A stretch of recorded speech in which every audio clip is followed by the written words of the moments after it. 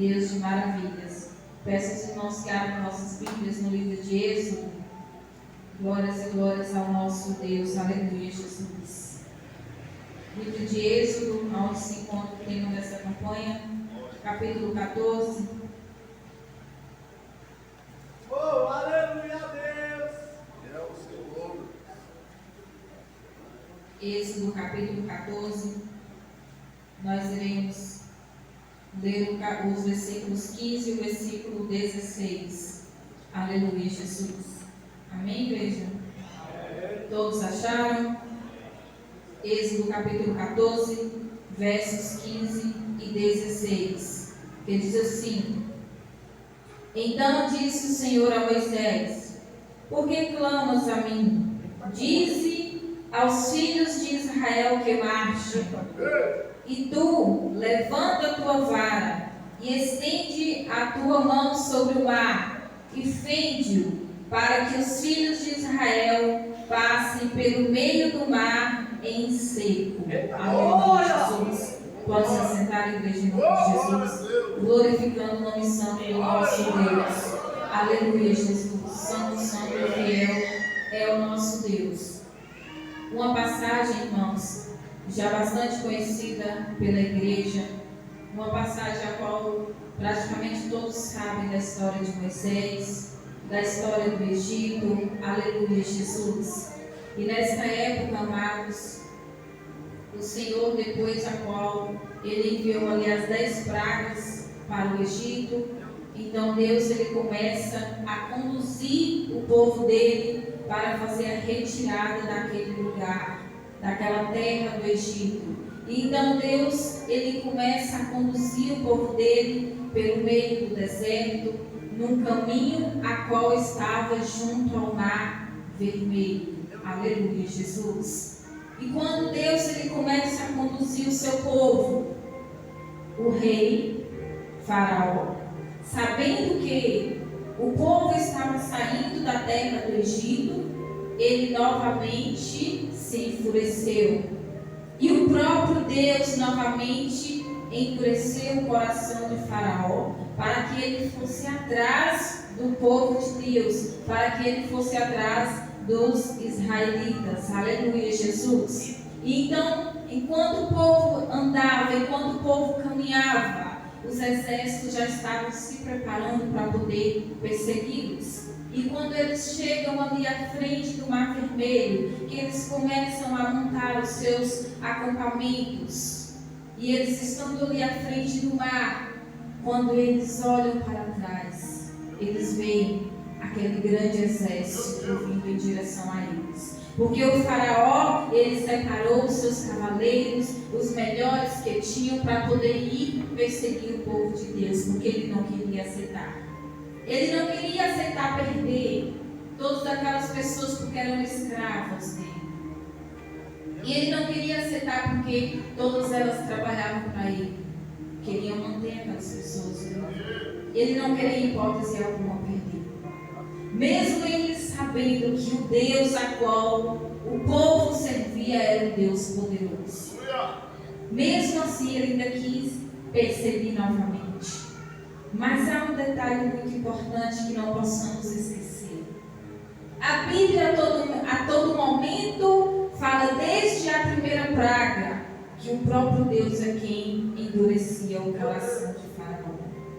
Sabe por quê, igreja, que Deus ele endurecia o coração de Faraó? Para que ele demonstrasse o poder dele. Aleluia, Jesus. Porque cada vez que Faraó endurecia o seu coração e dizia não para que o povo não saísse da terra do Egito, cada vez o Senhor mandava mais uma praga.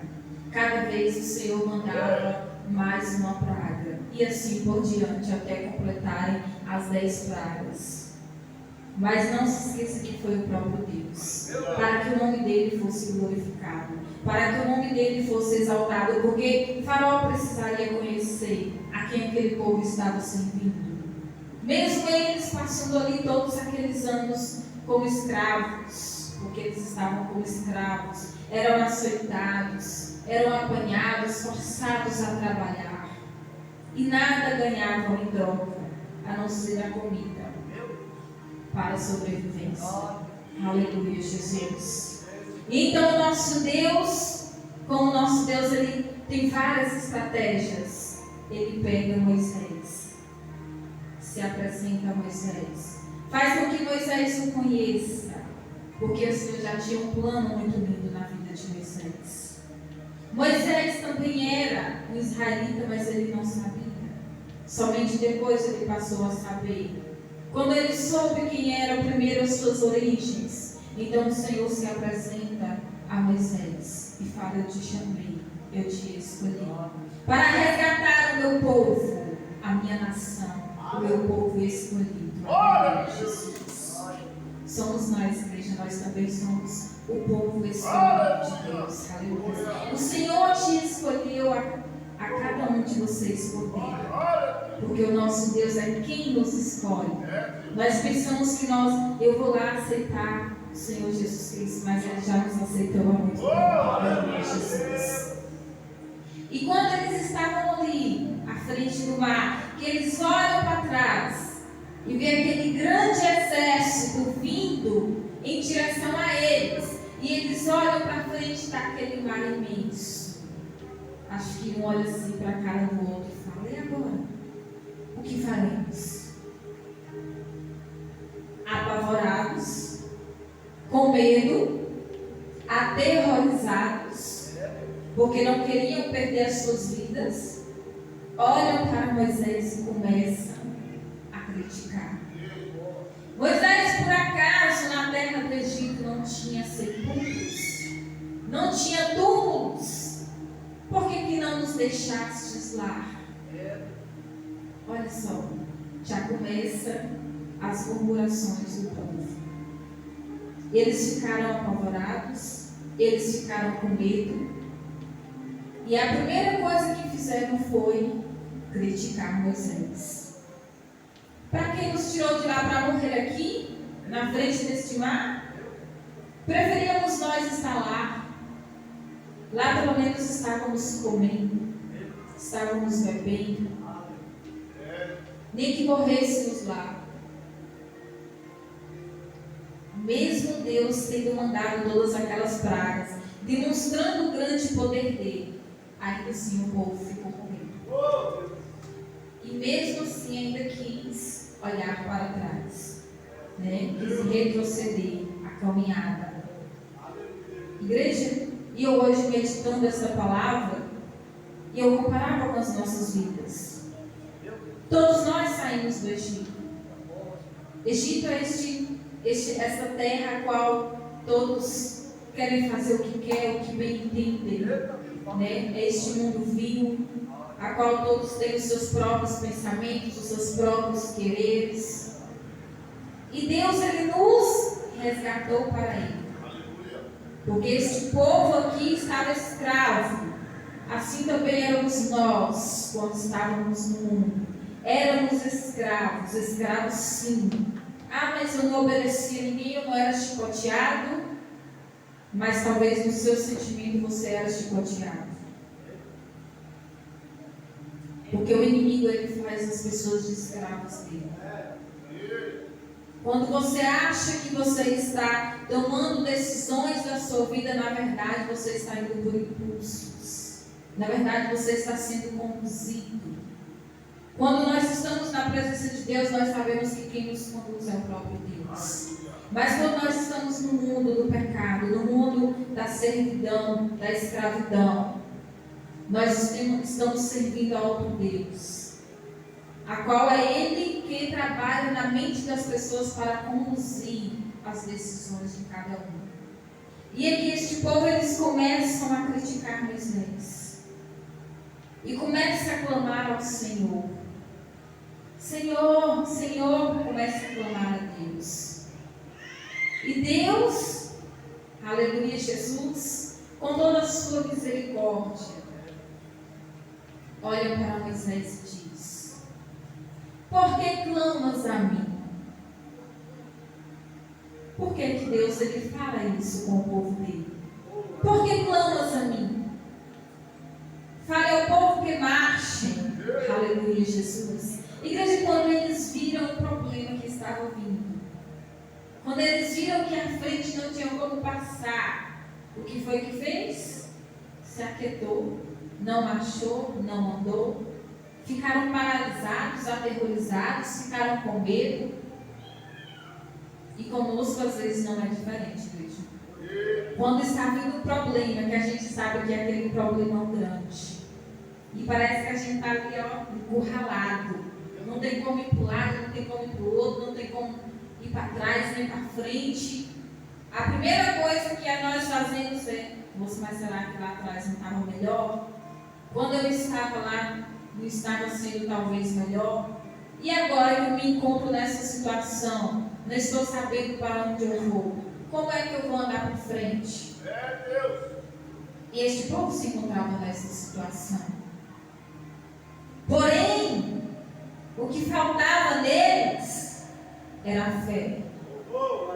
O que estava faltando neste povo era a fé. Por que eles não falaram assim? Não, está vindo aí atrás novamente nos perseguindo, mas novamente eles vão cair, porque o nosso Deus está conosco, o nosso Deus está pelejando conosco, aleluia, Jesus. Mas eles ficaram, ali desbarateados, ficaram sem norte.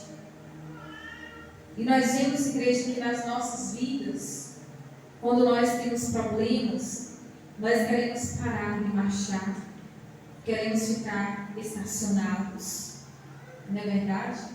Por isso o Senhor diz: por que clamas a mim? Porque o Senhor já esperava um posicionamento. Deus, ele já esperava um posicionamento. Nós também precisamos de ter esse posicionamento diante de Deus. Meu Deus, está vindo aí este grande problema, que eu não sou capaz de resolver, mas o Senhor é. Olha só a sua posição. Olha só a sua posição, a qual faz uma grande diferença na vida do crente. Meu Deus, aqui está bloqueado, aqui na frente eu não estou conseguindo passar e eu não estou conseguindo ver nenhuma solução, mas eu creio que o Senhor vai me ajudar a atravessar. Aleluia, Jesus. Olha só a sua fé em ação. Aleluia.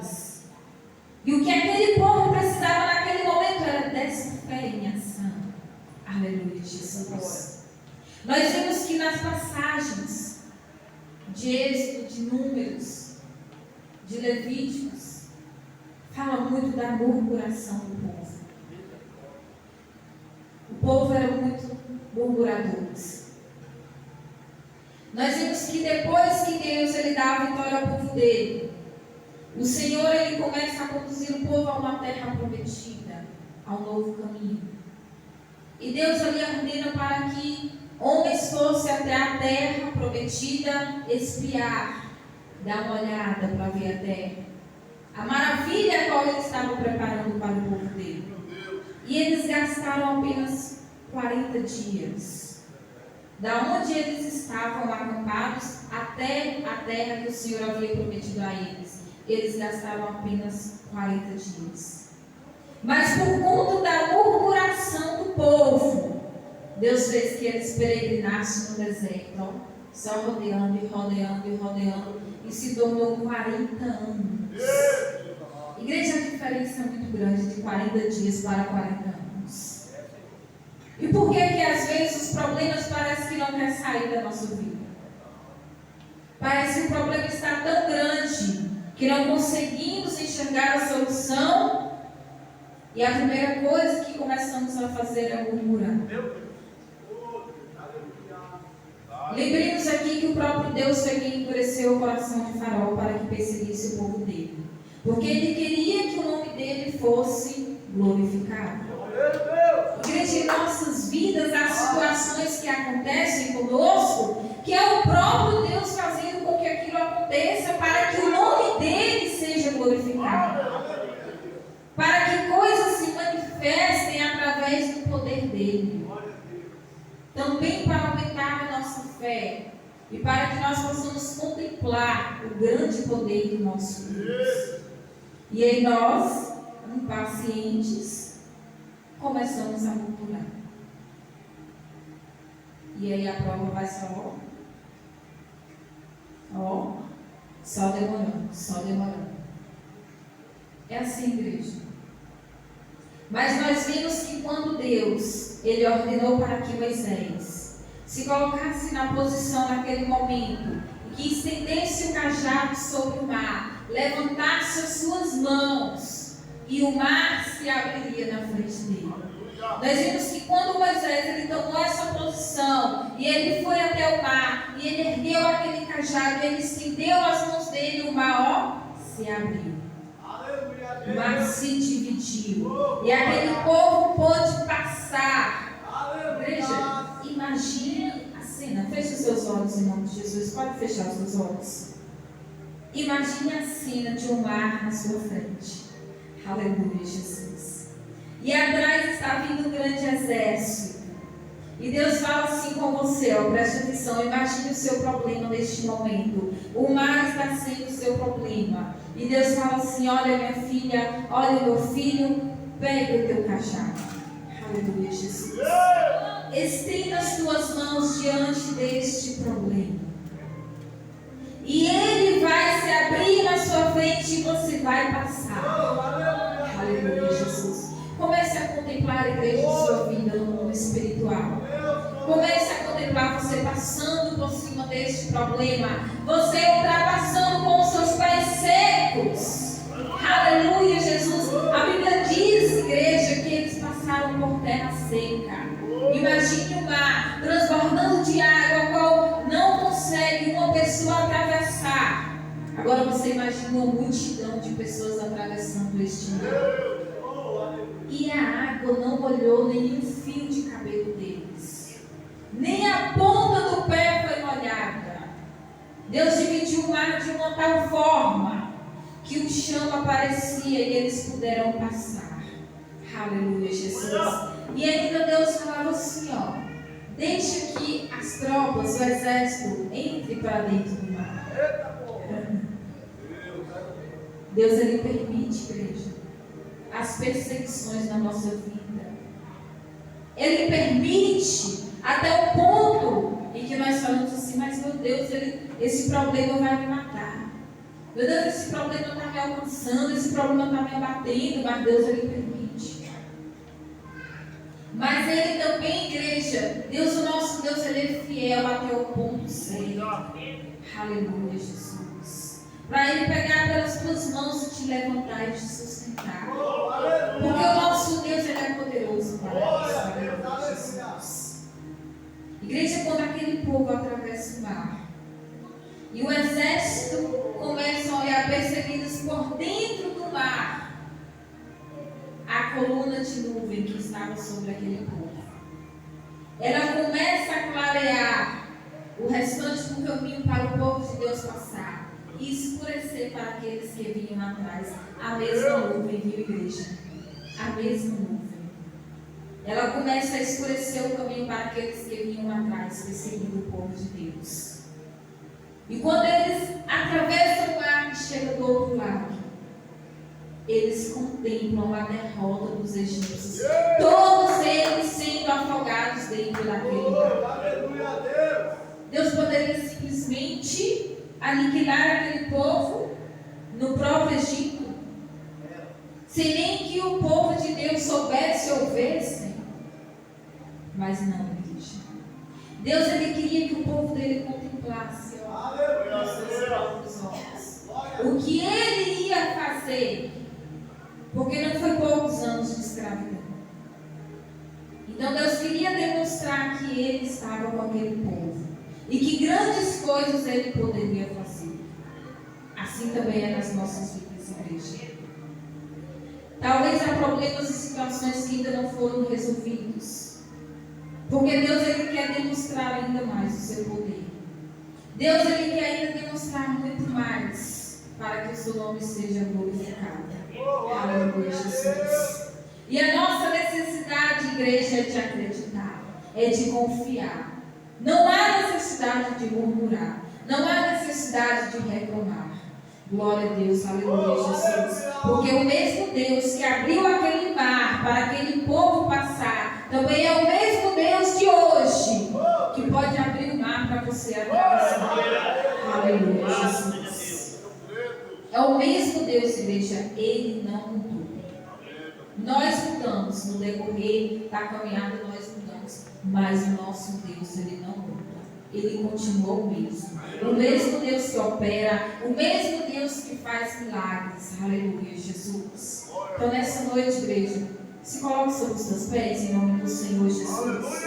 Glórias e glórias ao nosso Deus. Eu quero nessa noite que você declare sua vitória.